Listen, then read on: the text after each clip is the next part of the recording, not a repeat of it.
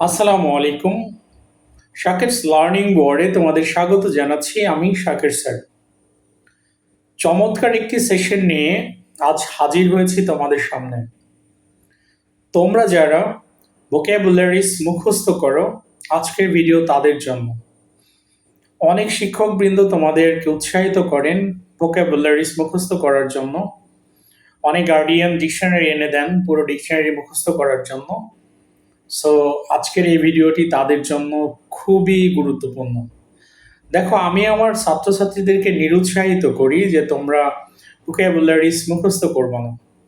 কেন করি চলো আজকে উদাহরণের মাধ্যমে বুঝিয়ে দিই। যে আমি আমার বাচ্চাদের বলি, তোমরা এক একজন এক একটা ডিকশনারি হব।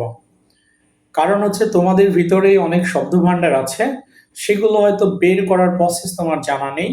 সো আজকের ভিডিওতে আমি তোমাদের জানাবো সেই প্রসেসটা কি। ধরো আমি একটি ওয়ার্ড বললাম, সেটা হচ্ছে গাইড। আচ্ছা, গাইড শব্দের অর্থ হচ্ছে পরিচালিত করা। আচ্ছা, পরিচালিত করা বলতে কি বোঝায়? সেটা হচ্ছে নেতৃত্ব দেয়া। আচ্ছা, নেতৃত্ব দেয়া বলতে কি বোঝায়? পথ দেখানো। সো তুমি এইভাবে বাংলাটা একটা একটা করে টানতে থাকবা এবং ধীরে ধীরে সেটাকে তুমি ইংলিশে আনতে থাকো। ধরো বলছি গাইড মানে নেতৃত্ব দেয়া, পরিচালনা করা। আচ্ছা, ডিল মানে কিন্তু হচ্ছে পরিচালনা করা, নেতৃত্ব দেয়া। আচ্ছা, আমরা ক্রিকেট খেলি, ফুটবল খেলি, সেখানে কিন্তু টিমটাকে একজন লিড দেয়। আমরা জানি লিড মানে নেতৃত্ব দেয়া, পরিচালনা করা। তার মানে দেখো, তোমার কিন্তু অলরেডি তুমি ৩টা সিনোনিমস বের করে ফেলছো গাইডের। সো তোমার আর নতুন করে অন্য কোনো শব্দ ডিকশনারি থেকে মুখস্থ করার দরকার নেই।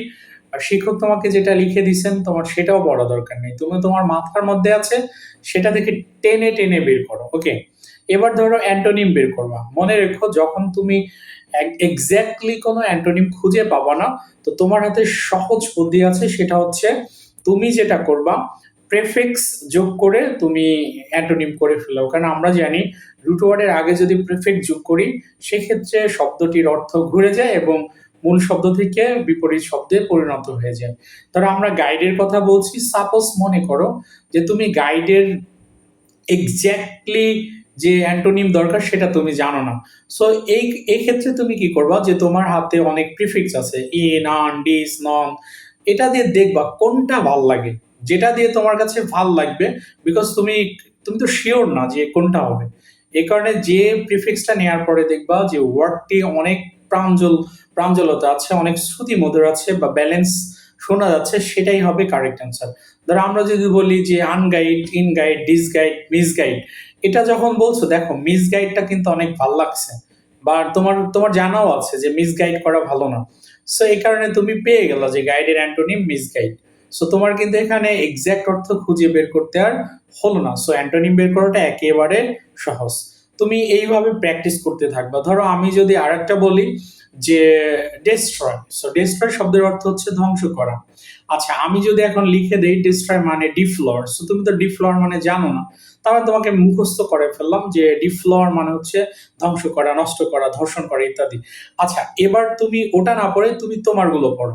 বলছি ডেস্ট্রয় মানে ধ্বংস করা। আচ্ছা, ধ্বংস করা বলতে কি বোঝায়? ভাঙ্গা। আচ্ছা, ভাঙ্গা ইংলিশ কিন্তু আমরা সবাই জানি ব্রেক। সো তুমি কিন্তু পেয়ে গেলা destroy is a synonym of break. আচ্ছা, ডিস্ট্রয় মানে ধ্বংস করা, ধ্বংস করা মানে নষ্ট করা। আচ্ছা, নষ্ট করা ইংলিশ আমরা সবাই জানি ওয়েস্ট করা, রুইন করা। তার মানে দেখো, তোমার কিন্তু অলরেডি তুমি ডিস্ট্রয়ের কয়েকটা সিনোনিম পেয়ে গেছো। সো তোমার আর ডিফ্লাওয়ার পড়া দরকার নেই।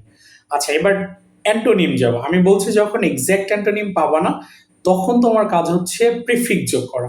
সো দেখো, আমরা এক্সাক্টে আনার চেষ্টা করব। ধ্বংস করা এর বিপরীত বাংলাটা খুঁজে বের করি। ধ্বংস করার বিপরীত হচ্ছে কি?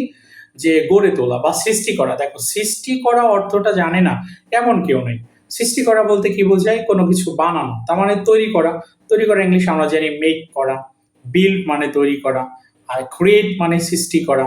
এবার দেখো অনেক আছে, কিন্তু আমি যদি তোমাকে বলি না তুমি লিখো ইনঅ্যাক্ট, ইম্বডি, তার মানে যে তোমাকে মুখস্থ করাই ফেললাম। সো তুমি ভোকাবুলারিজ মুখস্থই করবা না, তুমি টেনে টেনে তোমার শব্দ ভান্ডার থেকে, তোমার এই মস্তিষ্ক থেকে তুমি তোমার ডিকশনারি থেকে বের করে নিয়ে আসবে, এবং এভাবেই তুমি নিজে হবা ডিকশনারিজ। যখন তুমি এইভাবে পড়তে থাকবা, তুমি 9-10 এইভাবে পড়ো, 11-12 এইভাবে পড়ো, সো তোমার মধ্যে কনসেপচুয়াল নলেজ তৈরি হবে, যেটা পরবর্তীতে যে কোনো শব্দ যদি তোমাকে আনসিন কোনো ভোকাবুলারিজও দেওয়া হয়, তোমার এই কনসেপচুয়াল নলেজ তোমাকে হেল্প করবে, ইজিলি তুমি ফাইন্ড আউট করবা। সো আজকে থেকে প্রতিজ্ঞাবদ্ধ হও যে আর আমরা ভোকাবুলারিজ মুখস্থ করব না, আমরা আমাদের ব্রেন থেকেই আমরা নিজে টেনেই শব্দ তৈরি করব এবং নিজেরাই পরিণত হব এক একটি ডিকশনারিতে।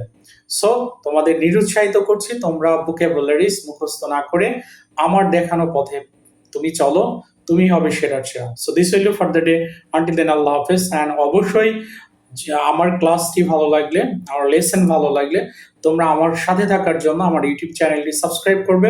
আমার ফেসবুক পেজ হচ্ছে শাকিরস লার্নিং ওয়ার্ল্ড, ইউটিউব চ্যানেল হচ্ছে শাকিরস লার্নিং ওয়ার্ল্ড এবং আমার ফেসবুক আইডি হচ্ছে রুহুল আমিন শাকির।